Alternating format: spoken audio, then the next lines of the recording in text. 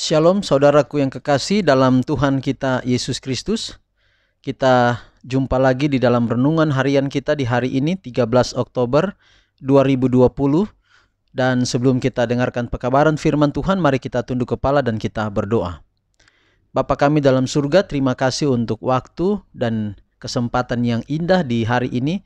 Kami boleh datang untuk mendengarkan pekabaran firman Tuhan. Biarlah firman-Mu boleh menjadi berkat dalam kehidupan kami.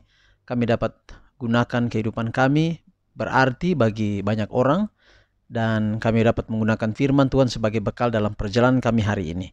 Terpujilah nama Tuhan, dalam nama Yesus kami berdoa. Amin. Saudaraku, judul renungan kita di hari ini adalah Gabungan Keadilan dan Kemurahan. Gabungan keadilan dan kemurahan. Di belakang tirai yang kedua terdapat suatu kemah lagi yang disebut tempat yang maha kudus. Di situ terdapat mezbah pembakaran ukupan dari emas dan tabut perjanjian. Ibrani 9 ayat 3 dan 4. Kita baca sekali lagi. Di belakang tirai yang kedua terdapat suatu kemah lagi yang disebut tempat yang maha kudus. Di situ terdapat mezbah pembakaran ukupan dari emas dan tabut perjanjian. Ibrani 9 ayat 3 dan 4. Jadi demikianlah mereka yang mempelajari pelajaran ini menemukan bukti yang tidak bisa dibantah mengenai adanya tempat kudus di surga. Musa membangun tempat kudus di dunia ini menurut pola yang ditunjukkan kepadanya. Rasul Paulus mengajarkan bahwa pola itulah tempat kudus yang sebenarnya, yaitu yang di surga.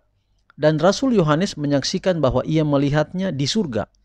Di dalam bait suci di surga, tempat tinggal Allah, tahtanya didirikan dalam kebenaran dan keadilan.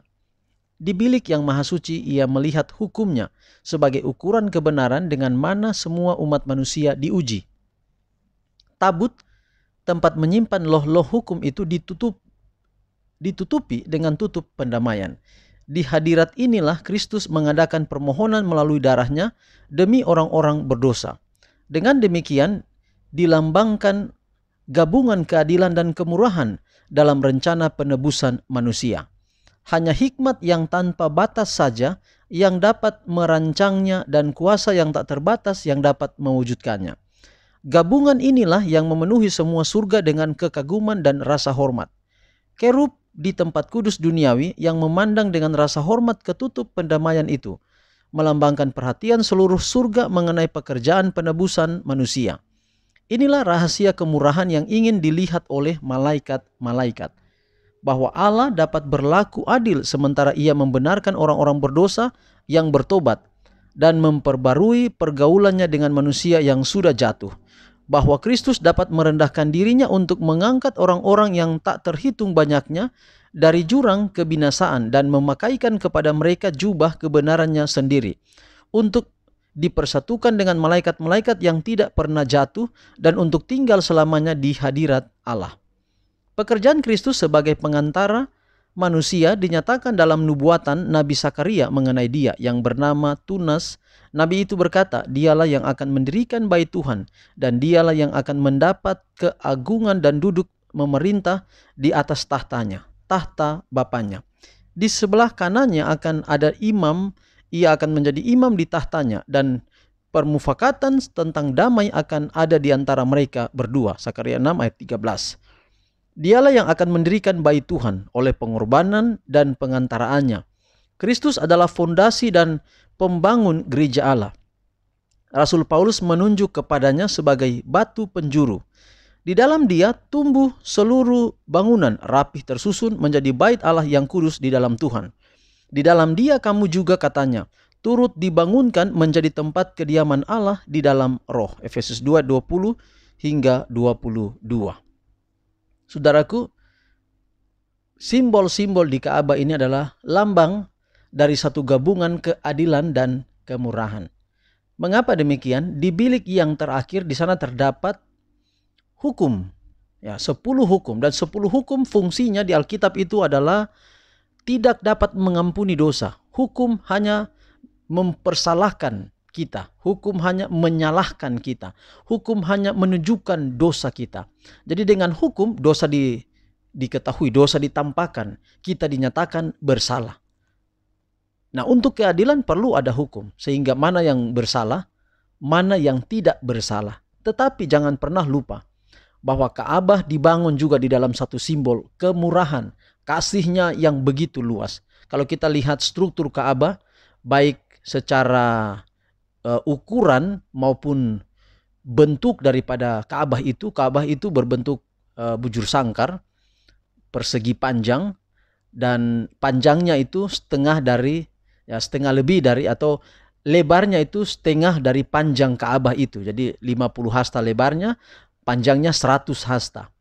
Dan bilik-bilik itu berada di hanya 30 kali 10 hasta. Lebar 10 hasta dan panjang 30 hasta. Itu berarti bahwa pekarangannya begitu luas. Halaman itu adalah tempat di mana tidak hanya imam bekerja, tetapi umat dapat datang di situ melalui satu pintu. Pintu itu adalah simbol daripada Yesus yang adalah jalan dan kebenaran dan hidup. Semua orang bisa datang ke sana membawa korban. Tetapi di hadapan tabut, semua orang dapat dinyatakan bersalah. Tetapi melalui darah itu pengampunan diberikan, dan itulah bentuk kemurahan. Jadi simbol dari Ka'bah adalah gabungan antara keadilan dan kemurahan diadakan di sana. Jadi saudara, kalau kita setia, kita diselamatkan, itu adalah kemurahan, bukan perbuatan kita, bukan andil kita. Tapi kalau kita tidak setia dan kita tidak selamat, maka itu adalah keadilan Allah. Karena hukum telah disampaikan, diberitakan, menyatakan kekurangan-kekurangan. Tapi kalau saya dan saudara patuh pada hukum, kita tahu kita salah, maka jangan pernah lupa ada kemurahan Allah. Datang padanya, akui Yesus sebagai juru selamat, maka engkau diampuni. Nah, ini pelajaran begitu simpel sebenarnya, begitu sederhana.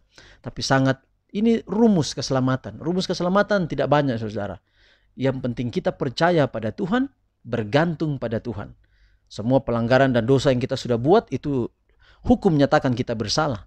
Tapi kemurahan besar yang Tuhan berikan untuk kita. Jangan sampai terlambat untuk kita berbalik. Mari segera setia kepada Tuhan. Inilah menjadi doa dan harapan kita untuk hari ini dalam renungan kita. Mari kita tunduk kepala dan kita berdoa. Bapa di surga, terima kasih untuk pekabaran yang indah di pagi hari ini.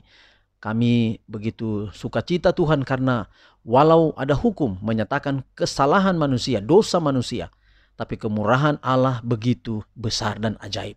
Terima kasih untuk pekabaran ini.